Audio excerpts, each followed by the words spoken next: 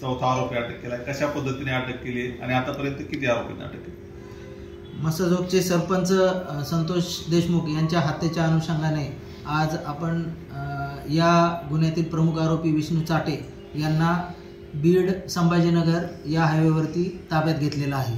त्यांचा पाठलाग करून त्यांना ताब्यात घेतलेला आहे. आतापर्यंत किती आरोपींना अटक झाली सर आणि उर्वरित किती आरोपी?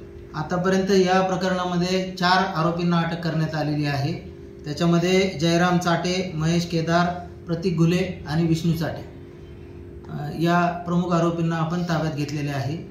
सदर विष्णू चाटे या आरोपीचा शोध घेण्यासाठी आपण पुणे शहर, नाशिक शहर परिसर आणि संभाजीनगर या भागामध्ये आपण वारंवार त्याचा पाठलाग करत होतो आणि आज अखेर त्याला आपल्याला ताब्यात घेण्यामध्ये यश आलेले आहे.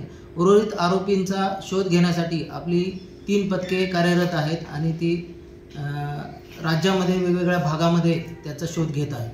नक्कीच पाहायला गेलं तर विष्णू चाटे यांना खंडणीचा देखील आरोप त्यांच्यावरती आहे, त्या गुन्हा दाखल आहे.